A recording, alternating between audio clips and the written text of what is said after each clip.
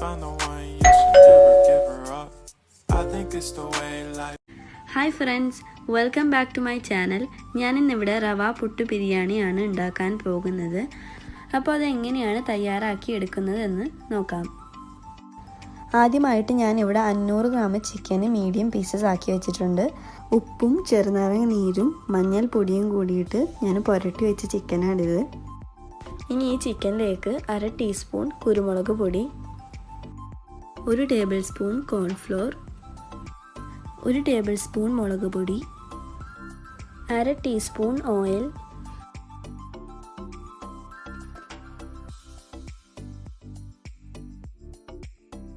1 table spoon വെള്ളം ചേർത്ത് കൊടുക്കാം. ചിക്കൻ ഇനി 10 മിനിറ്റത്തേക്ക് മാറ്റി വെക്കാം. 10 മിനിറ്റ് കഴിഞ്ഞിട്ടുണ്ട്. ഇനി ഈ ചിക്കനിലേക്ക് 1/2 ടീസ്പൂൺ വിനീഗർ ചേർത്ത് കൊടുക്കാം. ചിക്കൻ ഫ്രൈ ചെയ്യാൻ വേണ്ടിയിട്ട് ഞാനിവിടെ ഒരു പരന്ന പാത്രം എടുത്ത് വെച്ചിട്ടുണ്ട്. അപ്പോൾ ഇതൊരു മീഡിയം ഫ്ലെയിമിൽ വെച്ചിട്ട് 2 ടേബിൾ സ്പൂൺ എണ്ണ ഒഴിച്ചു കൊടുക്കാം. ഓയിൽ ചൂടായിട്ടുണ്ട്. ഇനി ഇതിൽ നമുക്ക് ചിക്കൻ ഫ്രൈ ചെയ്തെടുക്കാം.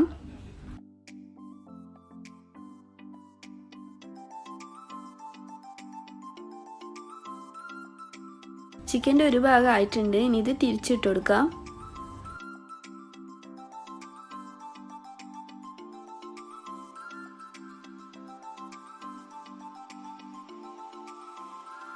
ചിക്കൻ ഫ്രൈ റെഡി ആയിട്ടുണ്ട്. ഇനി ഇത് വേറെ ഒരു പാത്രത്തിലേക്ക് മാറ്റാം.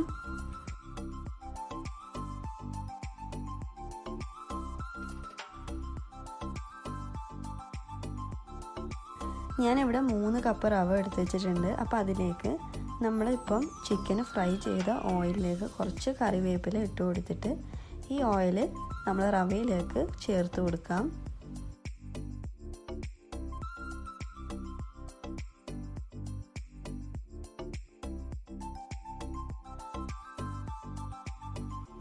ഇതിലേക്ക് 1 ടീസ്പൂൺ ഉപ്പ് ആഡ് ചെയ്ത് കൊടുക്കാം. ഇനി ഇതിലേക്ക് വെള്ളം ആഡ് ചെയ്തിട്ട് പുട്ടിന് കുഴച്ചെടുക്കുന്ന പോലെ കുഴച്ചെടുക്കാം.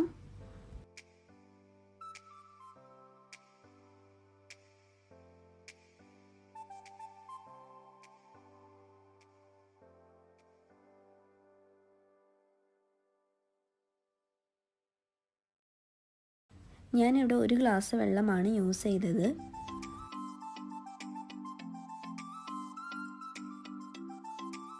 ചിരട്ടപ്പുട്ടിൻ്റെ പാത്രത്തിൽ തേങ്ങ ഇടാതെ റവ മാത്രം ഇട്ട് കൊടുക്കാം.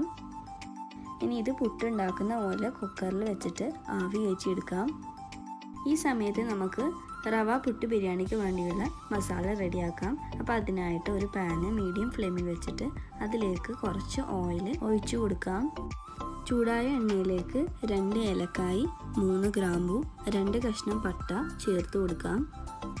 ഇനി ഇതിലേക്ക് 3 ഉള്ളി ചെറുതായി അരിഞ്ഞത് ചേർത്ത് കൊടുക്കാം.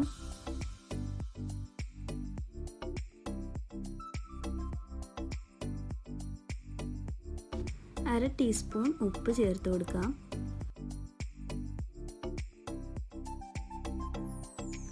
പുട്ട് റെഡിയായിട്ടുണ്ട്. ഇതുപോലെ ബാക്കിയുള്ള റവയെല്ലാം പുട്ടാക്കി എടുക്കാം. ഇനി ഇതിലേക്ക് 1 table spoon ginger garlic paste, 6 പച്ചമുളകും ചേർത്ത് കൊടുക്കാം.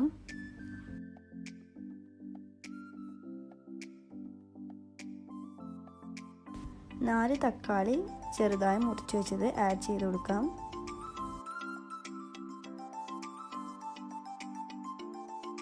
ഇനി ഇത് അടച്ചു വെക്കാം. രണ്ടാമത്തെ പുട്ടും റെഡി ആയിട്ടുണ്ട്.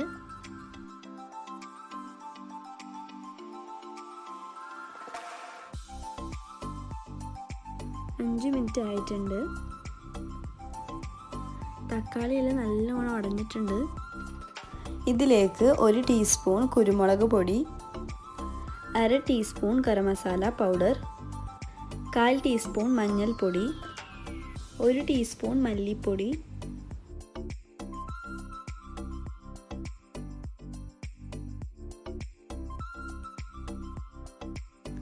2 ടീസ്പൂൺ ചിക്കൻ മസാല പൗഡർ ചേർത്ത് കൊടുക്കാം. അപ്പോൾ ഇത് നിർബന്ധമായിട്ടും ചേർത്ത് കൊടുക്കണം.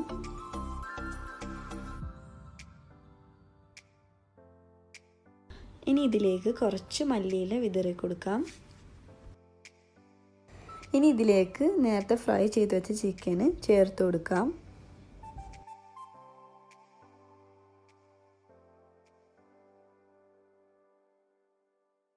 ഇനി ഇത് 2 മിനിറ്റത്തേക്ക് അടച്ചു വെക്കാം.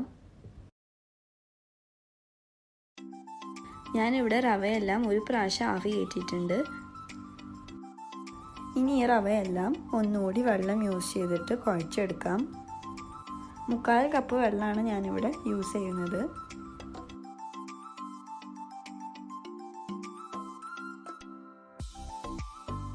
ഇനി ഇത് നമുക്ക് ഒന്നുകൂടി ആവി കയറ്റിയെടുക്കാം. അപ്പോൾ ടോട്ടല് 2 പ്രാവശ്യം ആവി കയറ്റി എടുക്കുന്നുണ്ട്. പുട്ട് റെഡി ആയിട്ടുണ്ട്. 2 മിനിറ്റ് കഴിഞ്ഞിട്ടുണ്ട്. നമ്മുടെ മസാല റെഡി ആയിട്ടുണ്ട്. ഇനി നമുക്ക് ഫ്ലെയിം ഓഫ് ചെയ്യാം. ഇനി വേറൊരു പാത്രത്തിൽ ആദ്യത്തെ ലെയർ നമുക്ക് ചിക്കൻ്റെ മസാല ഇട്ട് കൊടുക്കാം.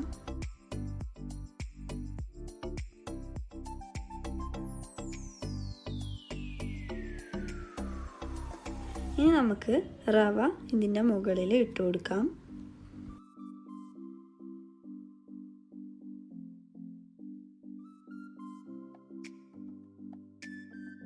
ഇനി ഇതിൻ്റെ മുകളിൽ ഗീയിൽ ഫ്രൈ ചെയ്തെടുത്ത ഓണിയൻസ് വിതറി കൊടുക്കാം.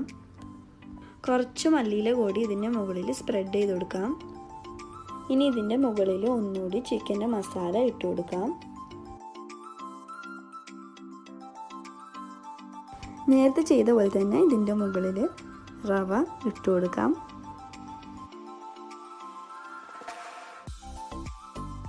ഇതിൻ്റെ മുകളിൽ ഫ്രൈ ചെയ്ത ഓണിയൻസ് വിതറി കൊടുക്കാം.